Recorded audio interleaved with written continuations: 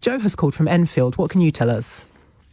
Hi, well, first I want to preface this by saying that my heart goes out to Dr. Newborn's family, who have suffered a devastating loss at this time. Firstly, what I want to say.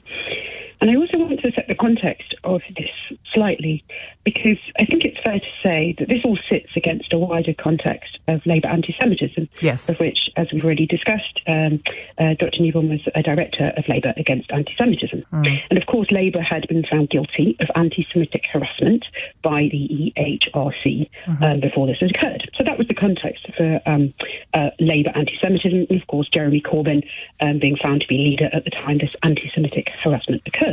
So that was the context. This was a satire, right? This image that Dr. Newborn shared, did not create, was a satire. Something that Michael Rosen himself had satirised his own bear hunt previously. In fact, on the same topic around similar about Labour anti-Semitism, about smears and all of this sort of stuff. So he was quite comfortable to satirise his own work in that context on the same topic. So I think that's important to understand, because it's not like his work was so precious and oriented at children that it couldn't be used for political ends. He himself had satirised this. And then we have to consider that both the gentlemen in question, Pete, Dr. Newborn, and Michael Rosen, are both Jewish. Yeah. So therefore it becomes almost an argument, satire, human offence between two Jewish men.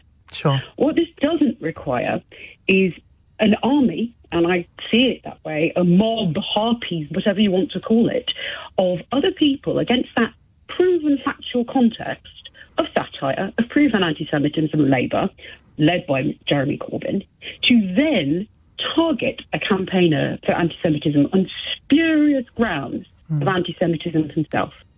4,000 of them plus complained to his employer. And more critically, to this very day, the same people, this 4,000 plus mob, are trolling his widow on Twitter. Every article, the Telegraph article, the Daily Mail article that has been referred to is being trolled right now with "it's a scam, he deserved it, how dare he deserved to die because he offended Michael Rosen and by extension Jeremy Corbyn, etc." Something has gone deeply wrong of the politics on the left as it's expressed on social media in this country, and I'm going for Trump, I'm going to go on across the pond as well, whereby people think it's acceptable to behave in that way as if there are no consequences in the real world. If someone has a disagreement with somebody else, I believe that it's up to their employer to give them a duty of care that when they are on the receiving end of something which is clearly a coordinated mass campaign, accidentally or not, led by two men, Jeremy Corbyn, who amplified Michael Rosen's original tweet with hundreds of thousands, if not millions, of social media followers. The university should have had a duty of care to step back and go, well, this seems a bit odd and a bit extreme and a bit unusual that, someone shared an image on Twitter that was between two Jewish men, and this seems strange. We should investigate what actually happened here. Well, make themselves aware of the context, because I think anti-Semitism is one of those things that unless you are immersed in that world, unless you're part of the Jewish community, people hear it and they think, I want no part of that, I don't want to discuss that, I'm too scared to say the wrong thing. From an employer's point of view, if they've got all of these letters coming in with people saying your employee has been found to be anti-Semitic, without knowing the context of that, that's going to put that employee in peril, isn't it? Well, yes, of course it is. But I think one can tell, right, that clearly this is a social media phenomenon, right? Yeah, because none of those individual people could have been personally had anti-Semitism directed towards them. 4,000 plus people. I mean, that's obviously improbable and ridiculous. So there has to be an awareness of the university that this is some sort of coordinated campaign, right? Because that's the only way that it's happened. In that case, the time is taken to sit down and talk to your employee. This was a bad faith, disingenuous campaign against an innocent Jewish campaigner of anti-Semitism.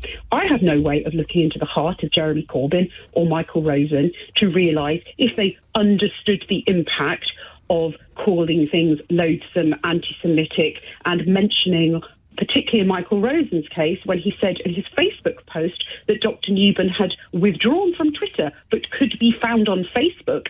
I have no idea. I can't look into their hearts to know whether that they meant this to lead to the trolling that we see today against his widow, children, and his a dead man. I don't know if they meant that within their hearts, but we can look at the outcome of what happens. And I do think when we look at the online harms issue, I do believe that those people with public figures, Dr. Newman was not a public figure in that same way. He's not, he's not on the media. I do believe that those people who have millions of followers, hundreds of thousands of followers, there needs to be some form of regulation that means that they have to be more responsible for what they tweet. Then, everyone needs to be responsible for what they tweet. I think that's a really... Millions of followers can clearly cause a darn sight more harm than someone who's got 50. I think that's a really important point that you make. Thank you so much, Joe, for calling in.